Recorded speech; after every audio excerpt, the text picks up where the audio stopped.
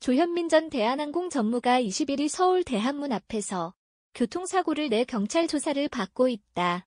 조현민 전 전무는 이날 오전 11시 50분께 자신의 파란색 테슬라 차량을 몰고 광화문에서 남대문 방향으로 가던 중 대한문 앞 횡단보도 인근에서 앞선 차량을 추돌했다. 이 사고로 이 일대가 한때 정체를 빚었다. 사고 직후 경찰이 도착해 현장에서 조 전 전무를 상대로 간이 음주운전 검사를 했으나 음성 반응이 나왔다. 조 전 전무는 사고 직후 남대문 경찰서로 이동해 조사를 받았다. 그는 이날과 한 전화통화에서 전혀 모르겠다. 기억이 안 난다. 브레이크를 밟은 것밖에 기억이 나질 않는다고 말했다. 남대문 경찰서 관계자는 운전자가 음주운전을 한 것은 아니고 추돌사고라며 운전자가 안전거리를 지키지 않아서 발생한 것으로 보인다고 말했다. 서울 남대문 경찰서에 따르면 앞서 가던 차량이 신호등이 황색불로 바뀐 것을 보고 정차했지만 이를 보지 못한 조현민 전 전무가 추돌사고를 냈다. 조현민 전 전무는 조사 과정에서 전방 주시를 소홀히 한 점을 인정했다.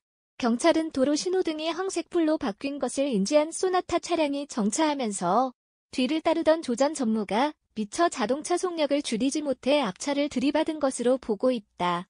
사고가 일어난 뒤 경찰이 도착해 현장에서 조 전 전무를 상대로 간이 음주운전 검사를 했지만 음주 등 특이사항은 없는 것으로 파악됐다.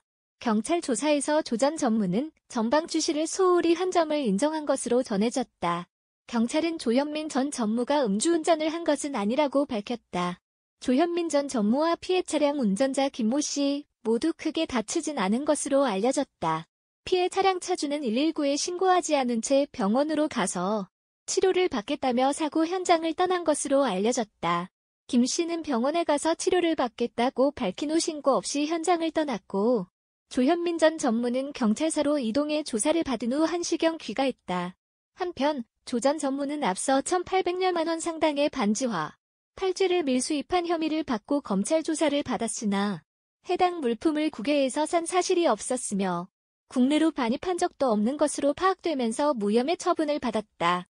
관세법 위반 혐의로 재판에 넘겨진 그의 언니 조연아 전 대한항공 부사장과 그의 모친 이명희 1호재단 이사장에게는 검찰이 지난 16일 징역형을 구형했다. 조현민 전 전무는 조양호 전 한진그룹 회장의 셋째 딸이다. 한진그룹 새 오너인 조원태 회장의 동생이기도 하다. 지난해 3월 물컵 갑질 논란이 불거지기 전까지 대한항공 전무로 회사 경영에 참여해왔다. 조현민 전 전무는 지난해 3월 16일 대한항공 본사에서 광고업체 A사 팀장 B씨가 자신의 질문에 제대로 답하지 못하자 소리를 지르며 물이 든 유리컵을 던지고 종이컵에 든 매실 음료를 참석자들을 향해 뿌린 사실이 알려지면서 폭행과 위력에 의한 업무방해 등 혐의로 조사를 받았다. 더욱이 2014년 언니 조연아 전 대한항공 부사장이 미국 뉴욕 JFK 공항에서 인천으로 가려던 항공기에 탑승해 마카다미아 제공 서비스에 불만을 품고 회항시킨 땅콩 회항 논란 이후 또 다시 불거진 한진가 오너 갑질이라는 점에서 더 큰 비난을 받았다. 조현민 전 상무는 경찰 조사에서 물컵을 던진 사실은 인정하면서도 사람을 향해 던지진 않았다고 해명했다. 이후 조현민 전 상무는 검찰 조사를 통해 무혐의 처분을 받았다. 이 사고로 조현민 씨 승용차와 피해 승용차가 파손됐다.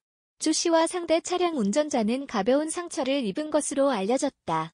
경찰 조사 결과 두 차량 모두 동승자는 없었다.